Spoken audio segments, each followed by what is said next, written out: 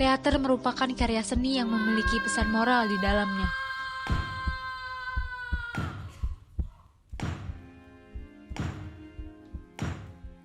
Teater menjadi wadah untuk komunikasi dengan media langsung, yang menjadikannya wadah penting dalam menyebarkan kebudayaan dan pemikiran di waktu ke waktu. Seni teater tumbuh dan berkembang dalam dimensi waktu dan ruang, baik tradisional maupun non-tradisional, di Nusantara maupun mancanegara. Teater bukan hanya ditampilkan di kota-kota saja, tetapi di penjuru desa pun sama. Karya teater ini disukai mulai dari anak-anak, dewasa, hingga lansia karena keunikan. Drama yang dimainkan dengan bahasa tubuh yang bisa dimengerti oleh pendengar menjadikan teater itu hidup dan dapat menghibur para penonton. Di balik itu, ada pesan moral yang ingin disampaikan oleh pemain kepada masyarakat tentang sesuatu yang berhubungan dengan kehidupan sosial masyarakat.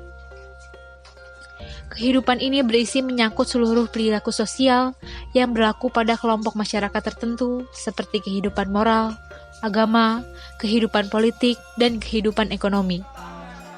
Seiring berjalannya waktu dan zaman, masyarakat sekarang sangatlah berbeda dengan tipe masyarakat dahulu. Mereka memiliki tuntutan, selera, dan keinginan baru pula. Dengan begitu, teater mesti merangkap persoalan itu di kehidupan sehari-harinya, agar masyarakat tetap menyukai seni teater dan tetap bertahan karya dari anak bangsa sendiri.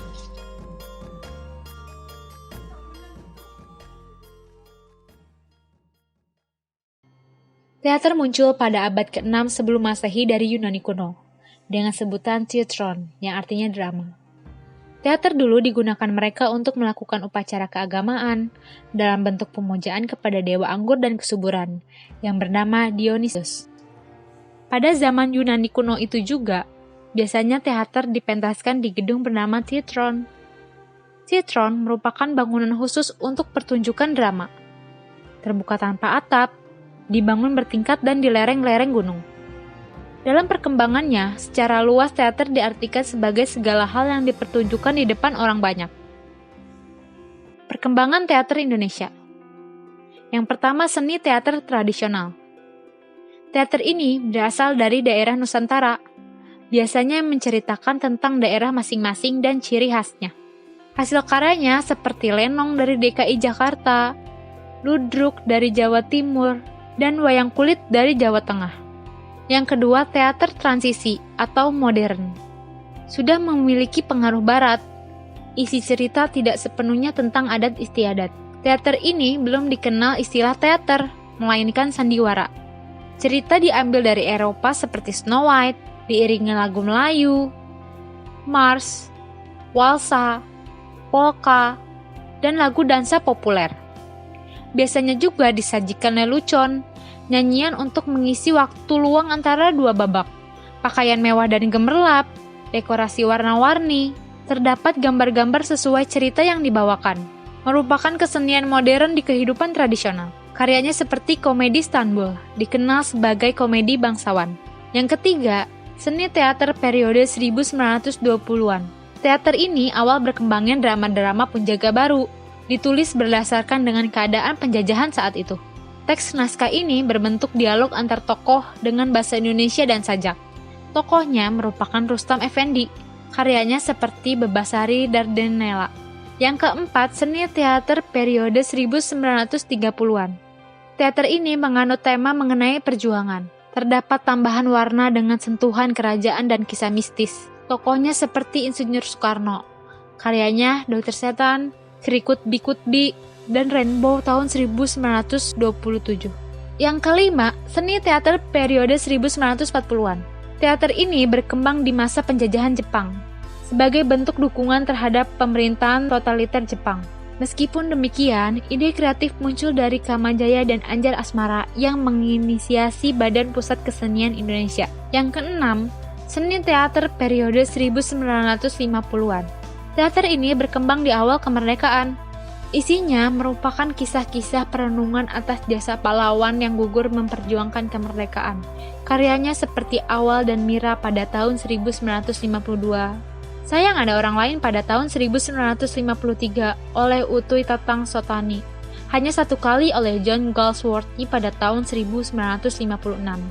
Dan The Man in the Grey Suite oleh Averchenko. Yang ketujuh, seni teater periode 1960 sampai 1970-an. Teater ini berkreasi dengan menggabungkan unsur tarian, dagelan, dan unsur etnis lainnya.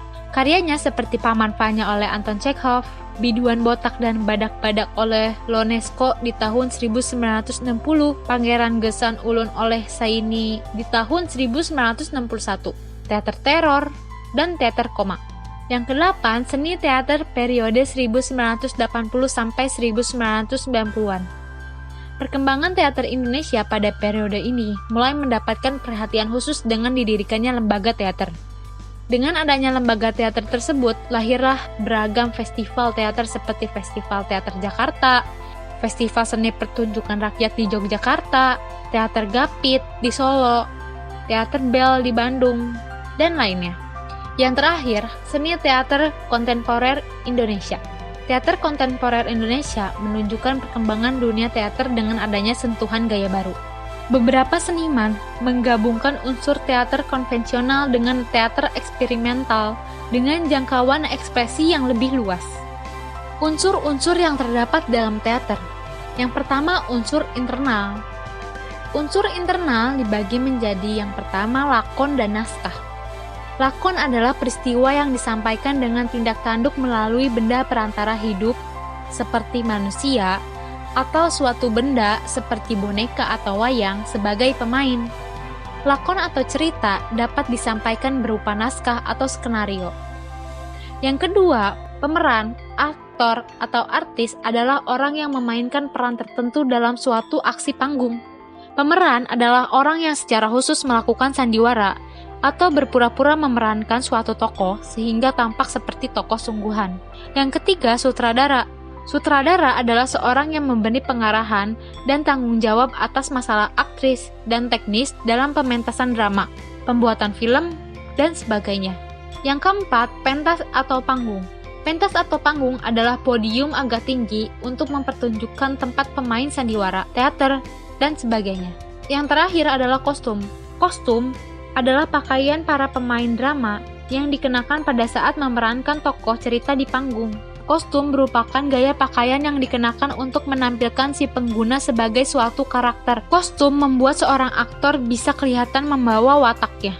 Unsur eksternal teater adalah segala yang berkenaan di luar pementasan, seperti staf produksi, director atau sutradara, produser atau pemimpin, produksi, stage manager, desainer, dan kru.